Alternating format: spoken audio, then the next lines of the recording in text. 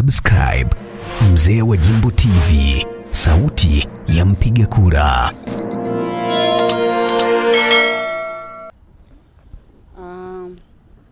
Tuna moto wetu wa shule ambao unasema Inspire Girls for Change. Ukiangalia malengo ya shule yetu ni kwa ajili ya kuwawezesha watoto wa kike kupata mazingira bora ya kujifunzia ambayo yatafanya wafikie malengo yao, wafikie ndoto zao za hapo baadaye bila kukatishwa wakiwa katika kujifunza kwao.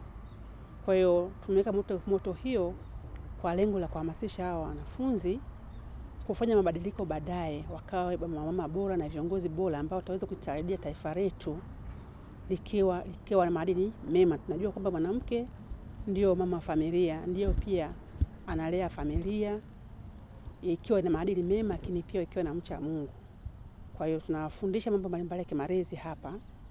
Kwa hiyo moto wetu unaendana pia na mambo ambayo tunayafanya hapa shuleni kama wanawake.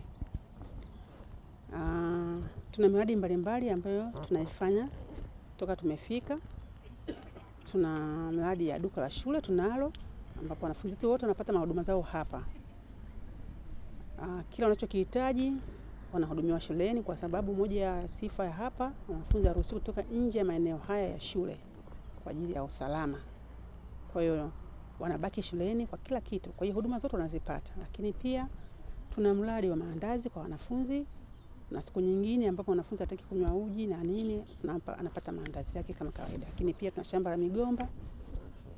Tuna pia mradi wa kuku wa kienyeji ambao tumefuga. Ni historia. Tunaye mwalimu mkuu wa shule hii ya Mama Samia Hassan.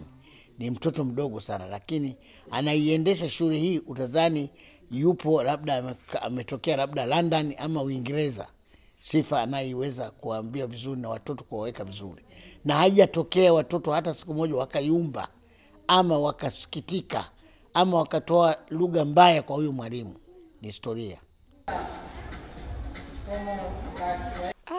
Kwa kweli ninaweza nikataja masomo mawili, ikiwemo kwa upande wa darasani, elimu ya darasani. Somo ambalo nimejifunza zaidi ni somo la biolojia, kwa sababu lina vifaa mbalimbali sana, na pia nimejifunza kutokana na baadhi ya sehemu au subtopic zinahusisha pia ubadilishaji wa rangi. Nimefurahia zile rangi ambazo zinabadilika. Lakini pia kwenye upande wa elimu ya nje nimependa sana kujifunza kuhusu mapambo. Ni kitu ambacho wakati natoka nyumbani sikuwa nakijua, lakini nimefika hapa sasa hivi ninaweza kupamba, na hichi kitu ninaweza kukiapply baada ya kumaliza. Kwa ufupi, toka tufike hapa shuleni kidato cha 5 hadi sasa hivi kidato cha 6, tumejifunza mambo mengi ambayo baada ya kumaliza hapa tunaenda kuya apply huko nyumbani. Kitu cha kwanza kwa upande wangu mimi nilichojifunza, nimejifunza ufugaji, lakini pia ukulima wa bustani.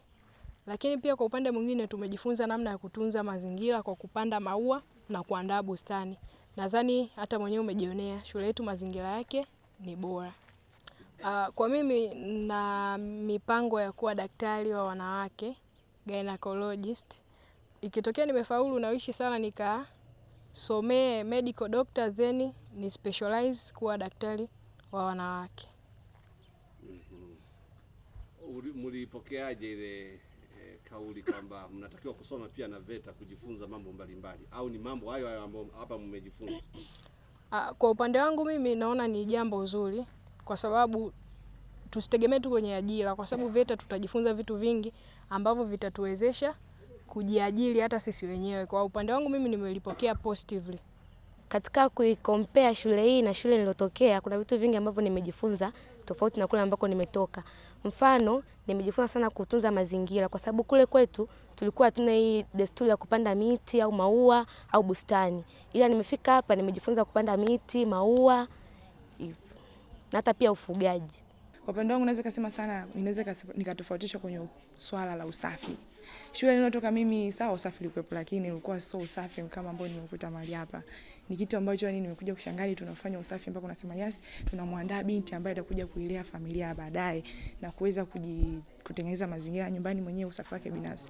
Kwa shule niliyotoka usafi ulikuwepo, lakini kwa sio kama huu hapa. Lakini katika swala la pili, shule ninayosoma katika masuala ya kutengeneza stadi za kazi, mambo haya. Shule natoka kwa kuna mradi wote wa shule, lakini nimefika hapa kuna mradi wa maandazi, mradi ya miogo ipo, tunauza miogo ya shule, kuna mradi wa kuku tunao, na tuna mpango kuanzisha mradi wa ng'ombe, lakini pia tuna miradi ya bustani. Kama unavyoona maeneo ya shule hapo tumetengeneza bustani kubwa ambayo hiyo bustani tunalima sisi wenyewe kama wanafunzi. Hakuna mtu anayetusaidia. Kwa hiyo kutoka shule natoka mimi sijai kulishika hata jembe, lakini nimefika hapa nimeshika jembe na nimelima na naweza kufuga, kwa sababu tunapata elimu zaidi kuhusiana na kufuga, tunapata elimu zaidi kuhusiana na kulea bustani zetu, tunapata elimu zaidi kuhusiana na usafi binafsi. Kama unavyoona ukija wakati wote ile shule yetu ipo smart sana, nikiwepo kama kiongozi wa mazingira wa shule hii. Lakini matarajio yetu makubwa zaidi baada ya kufikia tukifikapo Desemba, tuna mpango mkubwa sana wa kuhakikisha kwamba tunakuwa na mradi wa ng'ombe, mbuzi pamoja na kondoo ambao upo kwenye mkakati wa kufanya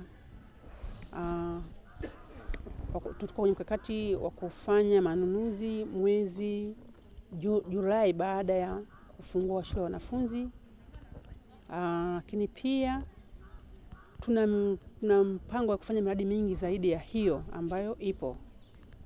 Kwa miaka ijayo tukapoendelea, tutakuwa pia tunataka tuanzishe bwawa la samaki kama mojawapo ya kitega uchumi ya kuweza kutatua matatizo madogo madogo ambayo si lazima tuisubiri serikali iweze kufanya kazi hizo. Kwa hiyo ni baadhi tu ya miradi. Huyu ni Miss Evon Katunga, Dr. Sita. Anastahili kuwa na cheti na hapo mengi kwa Messi. Nawatakia heri njema katika mitihani yenu ya mwisho, mafanikio mema katika maisha yenu, na baadaye yawasaidie katika kuendesha familia zenu. Mkumbuke kwamba kupata elimu sio garantii ya kupata ajira. Elimu ni chombo kinachokusaidia wewe kujiajiri. Nilipopita kwenye maonesho pale, nimeona miradi mingi mnaifahamu. Kwa kupitia yale mliofanya kwenye maonesho pale, ukayaenda ukafanya kwa vitendo shambani, itakusaidia kujiajiri. Nimeambiwa kwenye taarifa ya mkuu wa shule kwamba mna miradi hapa shuleni. Kwa hiyo kabla hujapata ajira, jihusishe na hiyo miradi kwanza ili iweze kusaidia katika maisha. Nikishamaliza hapa napenda kwenda kusomea nursing and midwife. Napenda kuwa yani nikawe mkunga. Kitu ambacho kinanivutia sana tuseme ni elimu ya stadi za kazi. Kwa sababu elimu ya stadi za kazi nahisi ni elimu ambayo unaweza ukaiapply sehemu yoyote tofauti na elimu hii ya duniani. Tuseme hiyo elimu ya dunia. Kwa sababu mfano ukipata hii elimu ya stadi za kazi, mfano katika ufugaji, unawezekana hata leo ikatokea labda plani A ikashindikanika, ambapo plani A labda darasani umefeli, unaweza ukaiapply sehemu nyingine ukafanya mifugo au ukafanya mambo ya kilimo. Katika miradi yote, miradi ambao nimeupenda sana na natamani sana kufanya baada ya kutoka hapa ni kilimo kwa upande wa ufugaji na bustani. Nimejifunza sana na nimejua changamoto mbalimbali ambazo zinatokea katika upande wa kilimo, na pia changamoto mbalimbali ambazo zinapatikana katika ufugaji na jinsi ya kuzitatua. Naomba pia tukabidhi waili kama ishara ya upendo. Kwa hivyo mama, tunaomba shule hii, kwa sababu ulikuja mwaka jana na ulikuja kuifungua na uliona mazingira, hawajachakachua kitu chochote, vile ulivyotuma zile fedha za kujengea shule hii na zilienda vizuri na ukasifia ulipofika. Nakupa hongera sana mama. Na hivi sasa hivi Mama Samia Suluhu Hassan, sisi mkoa wa Ruvuma ama wilaya na Mtumba, hata mkoa mzima, hatuna shida kabisa. Ukaja hapa kwa mambo aliyofanya mkuu wa Ruvuma, tukawa na shida ya kusema labda eti uje na kampeni, hata kama utakaa huko mkuu wa Ruvuma ni miaka 5 tena iko wazi. Basi na mimi nashukuru sana hii serikali yetu ya Namtumbo kwa ujasiri waliofanya kwa kuileta shule yetu katika maeneo haya ya Migeregere. Mumejipangaje sasa kulinda miundombinu ya shule ambayo ipo hapa? Maana hapa pana mabilioni yamewekwa hapa kwa ajili ya kuhakikisha mtoto wa kike anasoma. Miundombinu tunaiweka hapa, kwanza sisi wenyewe kwanza ni wazazi.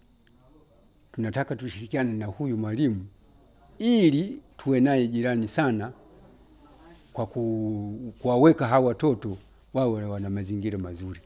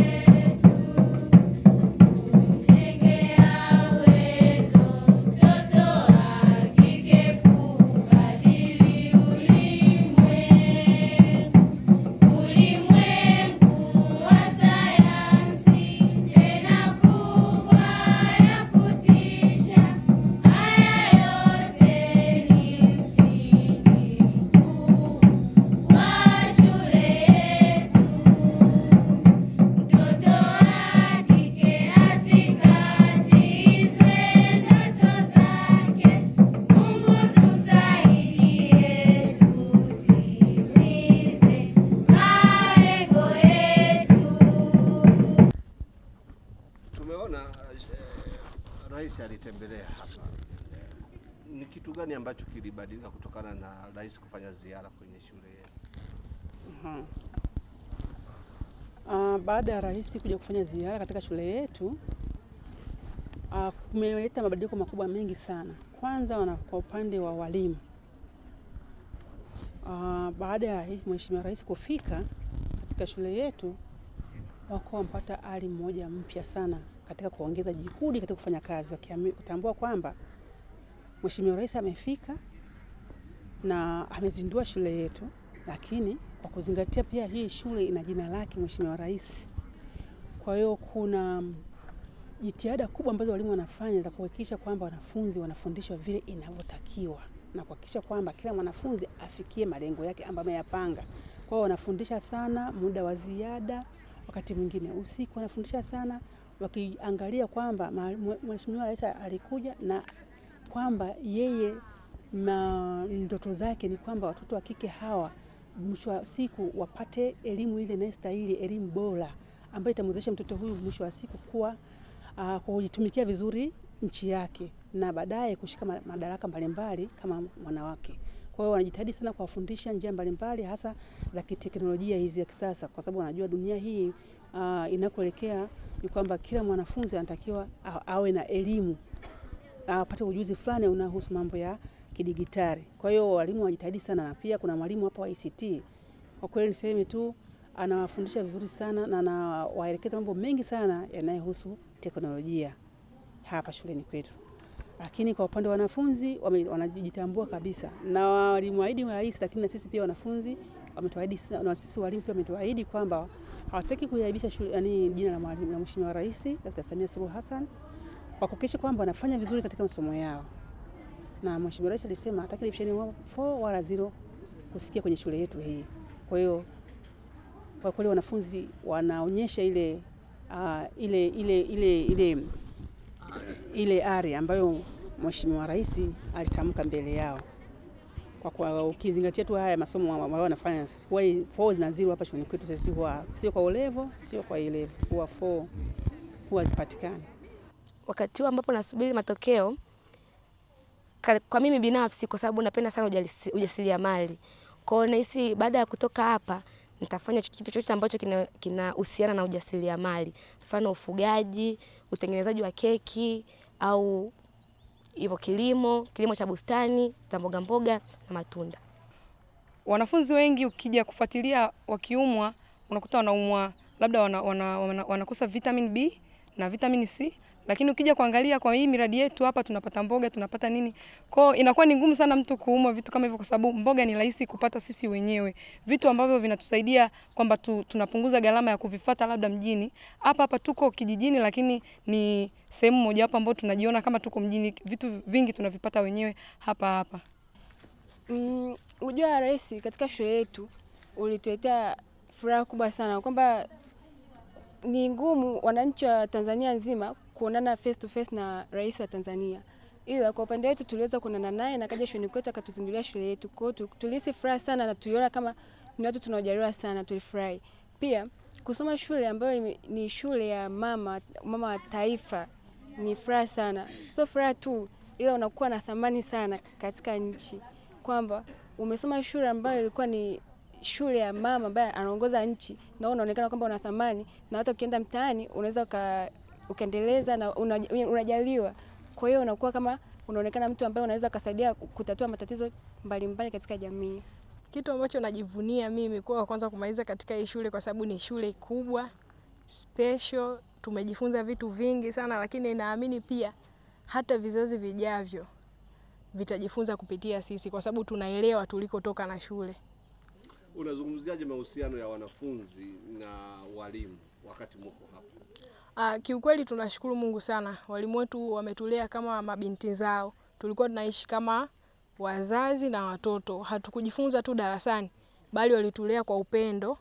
Mwalimu anapata muda hadi wa kuja darasani usiku kutufundisha. Kwa hiyo ni upendo wa pekee sana. Kwa hiyo tukujihisi kwamba tuko mbali na wazazi, ila tuliona tupo karibu na wazazi.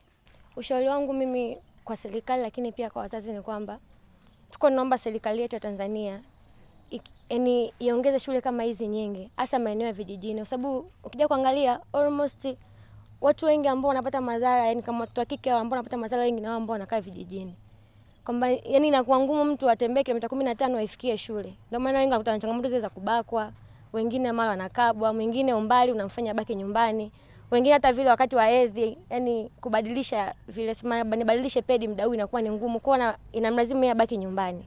Kwa ushauri wangu mimi naomba serikali waongeze shule kama hizi za bweni, kwa sababu zinasaidia watu wengi. Kwa mfano mimi mwenyewe nakaa Songea, isingekuwa rahisi kwamba nitoke Songea mpaka na Mtumbo kila siku. Kwa nimekaa hapa inakuwa rahisi kwangu. Lakini pia hata wazazi pia na washauri watoto wao ambao wanakaa sehemu za mbali walete shule za bwenini, kwa sababu inawasaidia sana. Kama hapa shuleni kwetu tunapata chakula, maji, umeme, hata ule muda eti kwamba nikae sasa nikafanya kazi kama nyumbani, labda nioshe vyombo, nifue, nipike, haupo. Subscribe Mzee wa Jimbo TV, sauti ya mpiga kura.